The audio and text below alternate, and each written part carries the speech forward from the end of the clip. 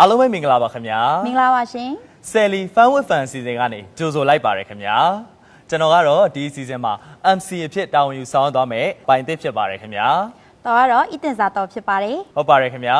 ကျွန်တော်တို့ Sally Fun with Fan စီစဉ်ကဆိုရင်မြန်မာနိုင်ငံအတွင်းမှာရှိတဲ့နာမည်ကျော်ကြားလူကြိုက်များကြတဲ့ Sally တွေနဲ့သူတို့ကိုအားပေးနှစ်သက်ကြတဲ့ပရိသတ်တွေကိုတွေ့ဆုံခွင့်ပေးပြီးတော့ပျော်ရွှင်စရာရင်ခုန်စိတ်လှုပ်ရှားစရာ game အစီအစဉ်တွေနဲ့စီစဉ်တင်ဆက်သွားမယ်အစီအစဉ်ကောင်းတစ်ခုပဲဖြစ်ပါတယ်ခင်ဗျာ ဟုတ်ပါတယ် idol နဲ့ fan တွေကြားမှာအချင်းချင်းရင်းနှီးမှုရအောင်ချိတ်ဆက်ပေးတဲ့အစီအစဉ်လေးဆိုလည်းဟုတ်ပါတယ်ရှင် ဟုတ်ပါတယ်ခင်ဗျာ တော်ရဲ့ဒီ Sally Fun with Fan အစီအစဉ်လေးကိုအဓိကကူညီပံ့ပိုးပေးတာကတော့ Rhino ကြံ့တစိတ်ပြီးလက်မြေမှာဖြစ်ပါတယ်ရှင် ဟုတ်ပါတယ်ခင်ဗျာ Rhino ကြံ့တစိတ်ဘီလက်မြေယာဆိုရင်နိုင်ငံတော်ဖွံ့ဖြိုးရေးနဲ့တည်ဆောက်ရေးလုပ်ငန်းများအတွက်အထောက်အကူဖြစ်စေရန်ရည်ရွယ်ချက်ဖြင့်ထုတ်လုပ်ထားတဲ့အရေးအသွေးမြင့်ဘီလက်မြေအမျိုးအစားဖြစ်ပြီးတော့အင်္ဂလန်နည်းပညာဂျပန်စက်ကြီးများဖြင့်ထုတ်လုပ်ပေးထားပါတယ်ခင်ဗျာမိမိတို့စက်ရုံထုတ်ကြံ့တစိတ်ဘီလက်မြေယာနိုင်ငံတကာ standard ဖြစ်သော BS2 1996 Ordinary Portland Cement 42.5 N နဲ့အညီထုတ်လုပ်ပေးလျက်ရှိပါတယ်ခင်ဗျာ ဒါကြောင့်တသက်တာလုံးကြန့်ခိုင်ဖို့ Rhino Cement တုံးကြစို့ခိုင်ခန့်မှုမှာပထမကြံ့တစိတ်တာအဓိကဟုတ်ကဲ့ပါခင်ဗျာဒီတပတ်ရဲ့ဖိတ်ကြားထားတဲ့ဆယ်လီကတော့ရောက်ရှိနေပါပြီခင်ဗျာအားလုံးပဲရင်ခုန်နေကြပြီလားခင်ဗျာ ရင်ခုန်နေကြပါပြီ ဟုတ်ကဲ့ပါဒီတပတ်ဆယ်လီ Fun with Fan စီစဉ်ရဲ့ဆယ်လီကတော့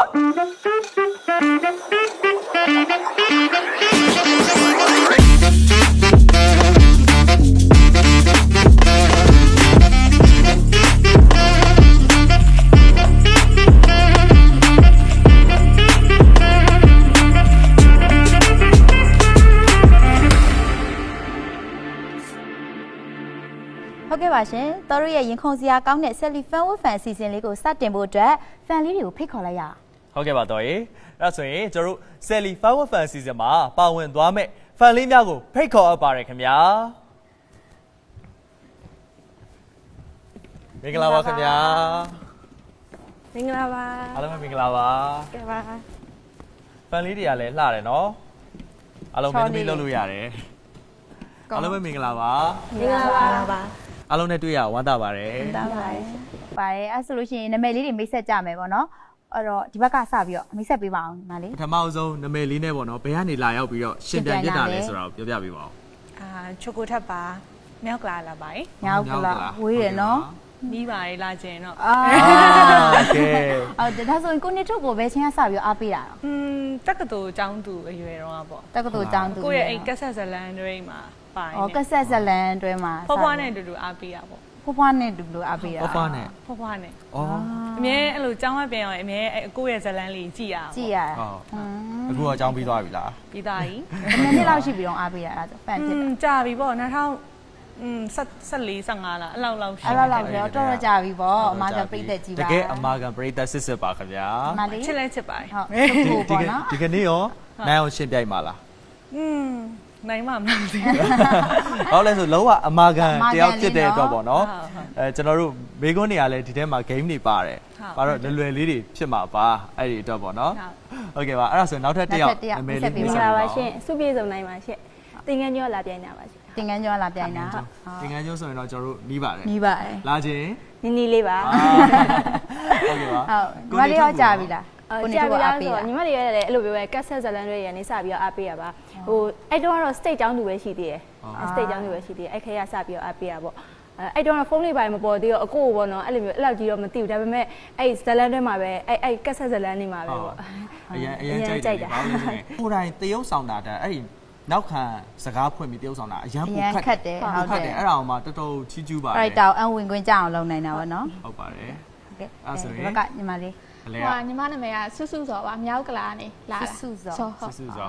โอเคအဲ့ဆိုစုလို့ခေါ်လို့ရလား ရပါတယ်ရှင် ဟုတ်ကလားဆိုတော့အတူတူပဲပေါ့တိလား မသိဘူး မသိဘူး ဟုတ်တွေ့ရနော်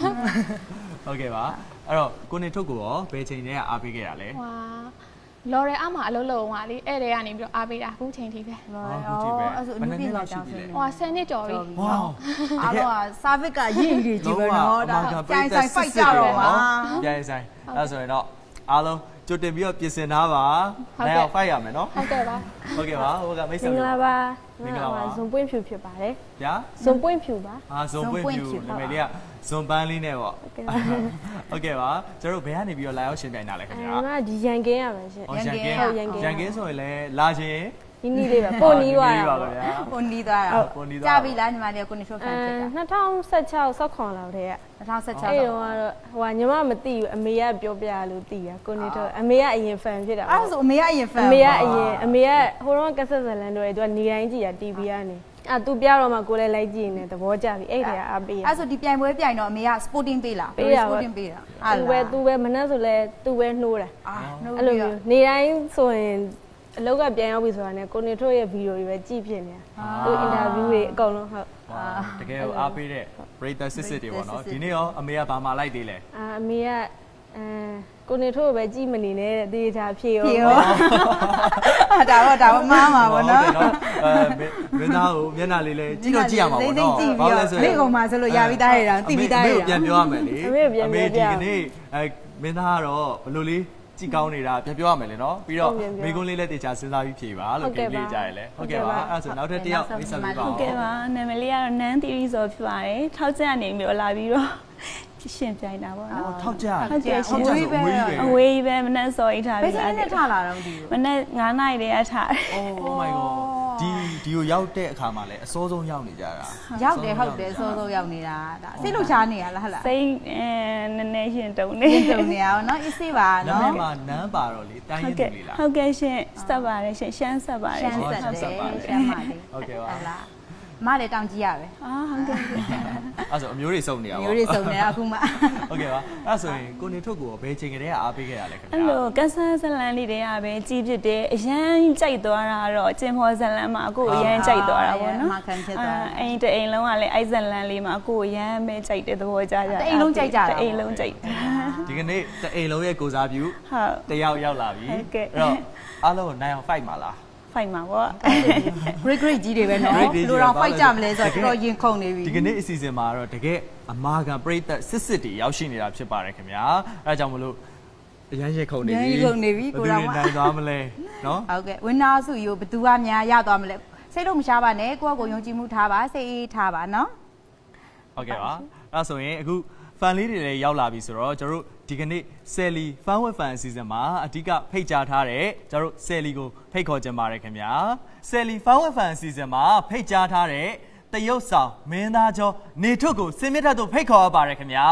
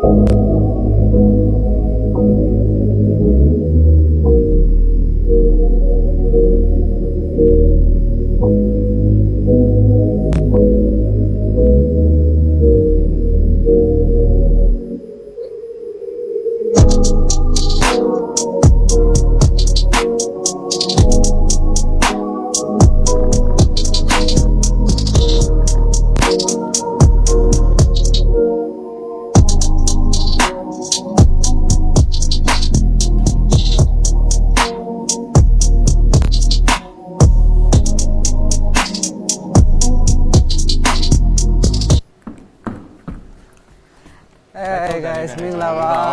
မင်္ဂလာပါခင်ဗျာမင်္ဂလာ မင်္ဂ ပါ လာပါကို မင်္ဂ မင်္ဂ လာ လာ ပါ ပါ ကိုအရန်ချောနေရနော်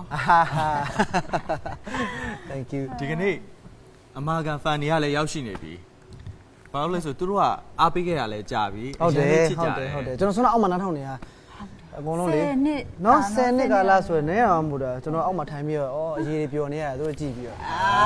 ကိုရှိပြောသွားပြီလေကဲ fan လေးတွေအောင်အခုတွေ့ပြောဘယ်လိုခံစားရလဲ ကို ဖန်လေးလည်းရေးပြော အရင်ပြော ပါစက်ဟောင်းသားလေးနဲ့မော်ကြီး ပထမဆုံးအနေနဲ့ကျွန်တော်ပြောချင်တာက like အကုန်လုံးအရန်လာတယ်နော်မသိလို့ရှိရင်ဒါဟိုက miss ပြန်ပွဲလို့ပါ ဟုတ်တယ်ဟုတ်တယ် miss ပြန်ပွဲလို့ တကယ်တကယ် အဲ့တော့ချောတာ fan တွေကလည်းချောတာဗောဒါပဲ အဲ့ဒါဆိုရင်ဘယ်လိုအောင်မလဲ Miss Sally Miss Sally လို့ခေါ်မှာလားကျွန်တော်တို့ Miss ဆိုရင်ဘယ်လိုလေးလဲလက်လေးထောင်ပဲလုပ်ပြပါဦးတစ်ချက်လောက်ကဲ အာ အဲ့ဒါဆို တကယ်ကိုတော်တာ ဝင် တော့ ပြန်လိုက်တော့ ပြန်လိုက်တော့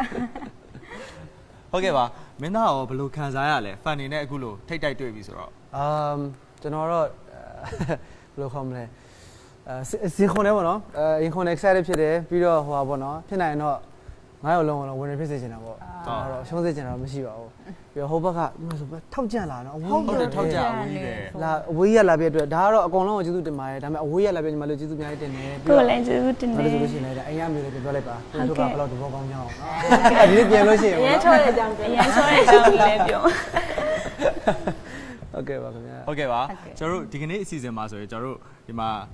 ဆယ်လီနဲ့ပတ်သက်တဲ့ပေါ့နော်ကျွန်တော်တို့မေကွန်းနေစီစဉ်ထားတယ်ဖန်နေကအဲ့ဒါကိုပြိုင်ပွဲလေးရှင်းပြပြီးတော့ဖြေရမှာပေါ့နော်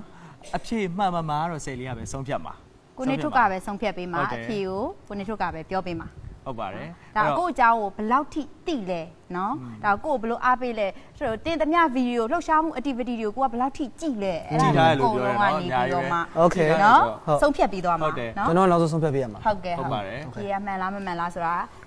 တော်ရစီမှာမရှိဘူးအကိုစီမှာပဲရှိပါတယ်အဖြေ โอ က เคဟုတ် ဟုတ်ကဲ့ပါအခုလက်ရှိအနုပညာလှူရှားမှုလေးနဲ့လည်းကြည့်ရှုနေတဲ့ပရိသတ်တီကိုမိတ်ဆက်ပေးပါအောင်ဟုတ် ပြည်သက်ရလုံးမင်္ဂလာပါပထမဆုံးအနေနဲ့ပြီးတော့ကျွန်တော်အခုချိန်မှာပေါ့နော်ဒါပြည်သက်ကြီးတောင်းဆိုတဲ့အတိုင်းပဲဒါကျွန်တော်နဲ့ဒါမဆိုပြီးတော့ကိုဆိုင်းစီတော့အကုန်လုံးပေါင်းပြီးတော့မှအကယ်၍ဆိုတဲ့ရုပ်ရှင်ကားကြီးတွေအခုရိုက်ကူးနေပြီပေါ့နော်ရိုက်ကူးစူးစမ်းရိုက်ကူးနေကြပါတယ်ပြီးတော့ဂရိပေးထားတဲ့အတိုင်းအခုနောက်ဒီလထဲမှာပေါ့နော်တချင်းထွက်ဖို့လဲအစွမ်းကုန်စူးစမ်းပါမယ်လို့နောက်ပြီးတော့ပြာချဇလန်တွေပဲလည်းအများကြီးရှိပါသေးရဲ့ကြည့်ရှုအားပေးပါအောင်လို့ပြောချင်ပါတယ်ဗျ ဟုတ်ကဲ့ပါအားလုံးပဲအားပေးကြပါဦးခင်ဗျာအခုရဲ့ဇလန်တွဲတွေရောကျွန်တော်တို့တချင်းတွေလည်းကာဘာဆောင်းတွေရောအုံကျွန်းတွေဆိုရင်လည်းအရန်ကောင်းတယ်ဟုတ်လဲဆိုအကိုကတန်စင်နေရစာကိုယ်တိုင်လောက်တာတွေ့ရတယ်ပေါ့နော်ကျွန်တော်လည်းဘာလို့သိရလဲဆိုကျွန်တော်ကလည်းအကိုရဲ့ fan ပဲဟုတ်ကဲ့အဲ့တော့သိရပါတော့အားပေးနေတာ ဒီမှာခုံးလိုက်မယ်ဒီမှာ တို့လိုက်ပါကျွန်တော်ပြန်ရင်တော့ ပုံချက်တော့ဝေးတာ ကျွန်တော်ပြန်ရင်တော့ကျွန်တော်နိုင်ပါပဲ โอเค ကျွန်တော်နိုင်အောင်ဖိုက်ပါလား ချ โอเคပါအဲ့ဒါဆိုရင်မင်းသားနေရာယူပေးပါဦးခင်ဗျာ โอเคပါကဲ fighting good luck နော်ဘောလုံး အခုဆိုရင်တော့ပတ်လေးတွေလည်းစင်ပေါ်ရောက်လာပြီကိုနေထုကလည်းစင်ပေါ်မှာရောက်နေပြီဆိုတော့တော်တို့ရဲ့မိကွန်းလေးတွေအစီအစဉ်လေးတွေကိုစဖို့ပဲကြံတော့တယ်ပေါ့နော်ဒါဆိုလို့ရှိရင်မိကွန်းလေးတွေမစခင်မှာခဏလေးနားပါမယ်ရှင်